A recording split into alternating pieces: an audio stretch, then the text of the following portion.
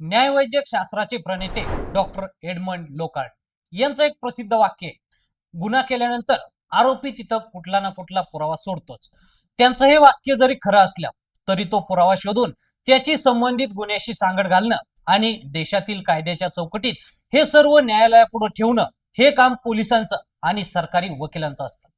या साखळीतील प्रत्येकानं आपलं काम चोखपणे केलं तर केरळमधील न्यायाधिकारा येथील अतिरिक्त सत्र न्यायालयानं दिलेल्या निकालासारखा निकाल येऊ शकतो.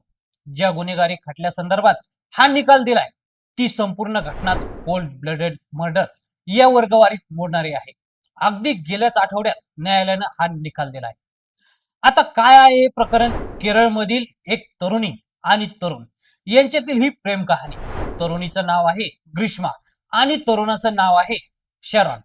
2021 मध्ये हे दोघं एकमेकांच्या प्रेमात पडले, पण काही दिवसातच ग्रीष्माच्या घरच्यांनी तिचं लग्न एका दुसऱ्याच मुलाशी निश्चित केलं.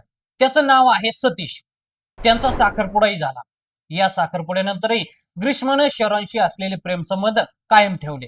मला तुझ्याशीच लग्न करायचं आहे, तुझ्यासोबत पळून यायला मी तयार आहे वगैरे ग्रीष्मानं शरणला सांगितलं. त्यानंतर या दोघांनी गुपचूपपणे 2022 मध्ये लग्न केलं. लग्नानंतर इतर दाम्पत्यांमध्ये जे काय होतं ते सर्व या दोघांमध्ये झालं. फक्त त्याबद्दल दोघांच्याही कुटुंबियांना काहीही माहिती नव्हतं. इथपर्यंत सगळं अगदी इतर प्रेम कथांमध्ये घडतं त्याचप्रमाणे घडत गेलं. पण जसजशी सतीशशी ठरलेल्या लग्नाची तारीख जवळ येऊ लागली तसतशी ग्रीष्मा शरणशी असलेले प्रेम संबंध तोडायला लागली. शरणला ते मान्य नव्हतं, कारण त्याचं ग्रीष्मावर जीवापाड प्रेम होतं. दोघांनी गुपचूपपणे लग्न केलेलं असल्यामुळं आता माग का फिरायचं असा प्रश्न त्याचा होता. आपल्या मागणीचा शरण विचार करत नसल्याचं लक्षात आल्यावर ग्रीष्मानं एक प्लॅन आखला. तो होता शरणला कायमचं संपवण्याचा. पण त्यासाठी तिनं जी पद्धत वापरली ती वेगळी होती. ग्रीष्मानं पहिल्यांदा गुगलवर जाऊन पॅरासिटामॉलचा अधिक डोस दिल्यानं शरीरावर काय परिणाम होतो याचा शोध घेतला. त्याचं उत्तर मिळाल्यावर तिनं खूप साऱ्या पॅरासिटामॉल आणि डोलो गोळ्या पाण्यात मिसळून याचा अर्क तयार केला. तो अर्क तिने एका ज्यूस मध्ये मिसळला आणि शरणला पिण्यासाठी दिला. ज्यूसची चव कडवट लागल्यानं शरणनं ते प्यायला नकार दिला. दोघांमध्ये यावरून वादविवाद झाले, पण त्यानं ज्यूस नाही प्यायला. हा होता शरणला मारण्याचा ग्रीष्माचा पहिला प्लॅन. तो अयशस्वी ठरला. तरी शरणला कायमचं संपवण्याचा तिच्या मनानं केलेला निश्चय संपला नव्हता. ग्रीष्मानं पुन्हा एकदा शरणला आपण त्याच्या प्रेमात आहोत हे दाखवायला सुरुवात केली. शरणशी असलेले शारीरिक नाते आहेत त्याच पद्धतीनं तिने चालू ठेवले.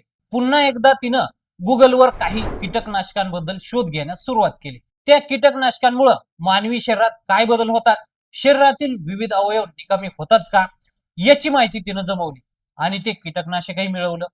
खूप साऱ्या पॅरासिटामॉल मिश्रित ज्यूस प्यायला शरणनं नकार दिल्याचा मागचा अनुभव तिच्याकडे होता. त्यामुळं यावेळी त्याला खूप भावनिक केलं पाहिजे याचा मनोमन तिनं निश्चय केला होता. एके दिवशी तिनं शरणला फोन केला आणि तुझं अपहरण होईल, तुला मारून टाकतील असं सांगत त्याला आपल्या घरी येण्याची विनंती केली.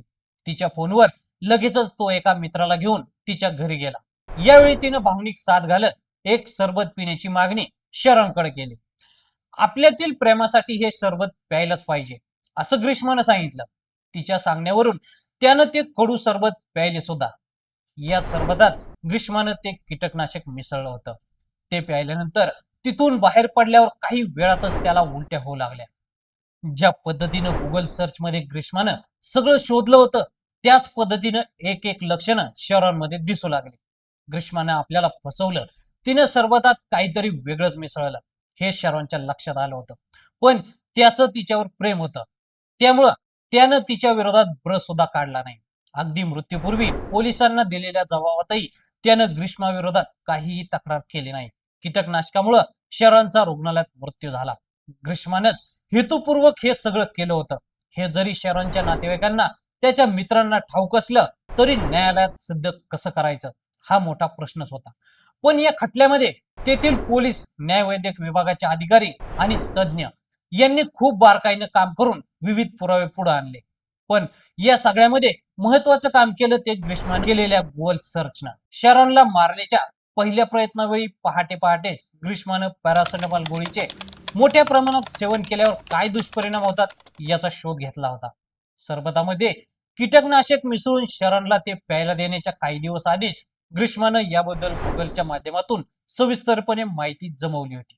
ते नेमकं कीटकनाशकही तिनं मिळवलं होतं. विशेष म्हणजे सगळं शोधल्यानंतर तिनं आपली सर्च हिस्ट्री डिलीट केली होती, जेणेकरून पोलिसांना संशय आला तरी काहीही पुरावे मिळू नयेत.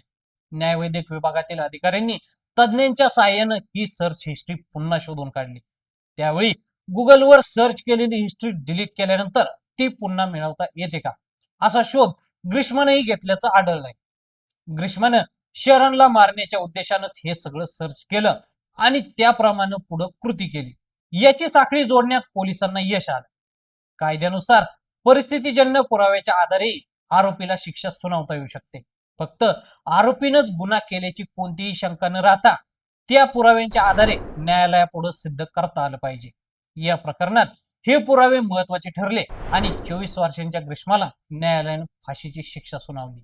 आपल्या निकालपत्रामध्ये अतिरिक्त सत्र न्यायाधीश A.M. बशीर यांनी म्हटलंय की ग्रीष्मानं शरणला तडफडायला लावून मारलं, पण क्लाउड मधील देवानच या गुन्ह्यातील डेटा सांभाळून ठेवला. गुगल सर्चच्या माध्यमातून ग्रीष्मानं जो काही शोध घेतला होता त्या सगळ्याचा डेटा मिळाल्यामुळेच पोलीस तिच्यापर्यंत पोहोचू शकले. न्यायालयानं हा गुन्हा दुर्मिळातील दुर्मिळ ठरवला असून ग्रीष्मानं केलेल्या कृत्यामुळे समाजात प्रेम संबंधात असलेले तरुण तरुणी एकमेकांकडे कायम संशयानं पाहतील, असंही म्हटलंय. कायद्यातील तरतुदीनुसार आता सत्र न्यायालयानं सुनावलेली फाशीची शिक्षा तेथील उच्च न्यायालयाकडून कायम केली जाईल की नाही हे पाहावं लागेल. शिक्षा काहीही मिळाली तरी ग्रीष्माच्या दुष्कृत्याचा पुराव्यानिशी उलगडा करण्यात पोलिसांना यश आलंय. खूप सारी प्रकरणं न्यायालयात प्रलंबित आहेत, तिथं न्याय लवकर मिळत नाही. शहाण्यानं कोर्टाची पायरी चढू नये हे तर आपण ऐकतच असतो, पण असा एखादा निकाल आपल्याला पोलिसांवरील, तपास यंत्रणांवरील, न्यायालयांवरील विश्वास आणखी वाढवण्यास मोलाची मदत करतो, एवढं मात्र नक्की. तर मंडळी, या प्रकरणाबद्दल तुम्हाला काय वाटतं आम्हाला कमेंट करून नक्की सांगा आणि असेच नवनवीन माहितीपूर्ण व्हिडिओ पाहण्यासाठी लेट्स अप मराठी फॉलो करा.